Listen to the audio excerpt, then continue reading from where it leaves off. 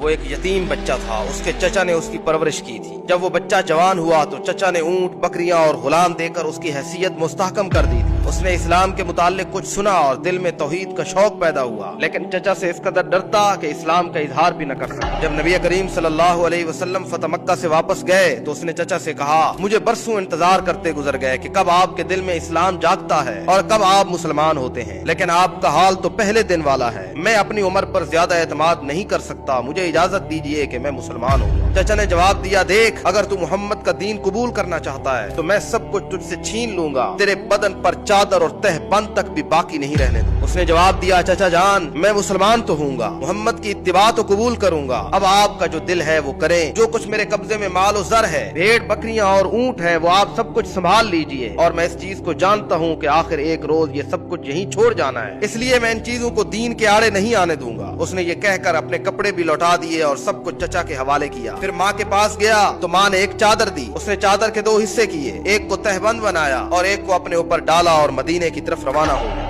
صبح صبح مسجد نبوی میں پہنچ گیا اور مسجد سے ٹیک لگا کر نبی علیہ السلام کے انتظار میں بیٹھ گیا۔ نبی علیہ السلام جب مسجد میں آئے تو اسے دیکھ کر پوچھا کہ کون ہو؟ اس نے کہا کہ میرا نام عبد العزا ہے، فقیر و مسافر ہوں، طالب ہدایت ہوں، آپ کے در پر آیا ہوں۔ نبی علیہ السلام نے فرمایا، آج سے تمہارا نام عبد العزا نہیں عبداللہ ہے، اور پھر اس کا لقب پڑ گیا ذوالبجادین، اور وہ مشہور ہے عبداللہ مزنی ذوالبجادین کے نام سے۔ اور نبی علیہ السلام نے فرمایا کہ تم ہمارے قریب ہی ٹھہرو اور مسجد میں رہا کرو۔ یوں وہ عبداللہ اصحاب صفہ میں شامل ہو گیا۔ نبی علیہ السلام سے صبح شام قرآن سیکھتا، پھر بڑے عجیب ذوق و شوق اور خوشی کے ساتھ قرآن کو پڑھا کرتا۔ ایک دفعہ حضرت عمر نے اس کو بلند آواز سے ذکر کرتے دیکھا تو کہا کہ اس سے تو لوگوں کی نماز خراب ہوتی ہے، ایسے مت کرو۔ تو نبی علیہ السلام نے فرمایا، عمر، اس عبداللہ کو کچھ نہ کہو، یہ تو اللہ اور اس کے رسول کے لیے سب کچھ چھوڑ کے آیا ہے۔ پھر وقت آیا کہ عبداللہ ذوالبجادین کے سامنے غزوہ تبوک کی تیاری ہونے لگی، اور نبی اکرم صلی اللہ علیہ وسلم نے انہیں دیکھ کے ایک دعا دے دی اور فرمایا، یا اللہ، میں کفار پر اس کا خون حرام کرتا ہوں۔ تو عبداللہ گھبرا اٹھا اور کہا، یا رسول اللہ، میں تو شہادت کا طالب ہوں۔ نبی علیہ السلام نے فرمایا، جب اللہ کے راستے میں نکلو اور پھر بخار آئے اور مر جاؤ تو تم تب بھی شہید ہو۔ تبوک پہنچے تو یہی ہوا، بخار ہوا اور انتقال کر گئے۔ بلال بن حارث مزنی رضی اللہ تعالیٰ عنہ فرماتے ہیں، میں نے عبداللہ کے دفن کی کیفیت دیکھی کہ رات کا وقت تھا، پہلے وہ حضرت بلال کے ہاتھ میں اترے، حضرت ابوبکر اور حضرت عمر نے ان کی لاش کو قبر میں اتارا، اور نبی علیہ السلام بھی ان کی قبر میں اترے، اور نبی علیہ السلام حضرت ابوبکر اور حضرت عمر سے کہہ رہے تھے کہ اپنے اس بھائی کو میں محمد کے قریب کرو، اور نبی علیہ السلام نے اپنے ہاتھ سے اس کی قبر میں اینٹیں رکھی اور پھر دعا فرمائی، اے اللہ،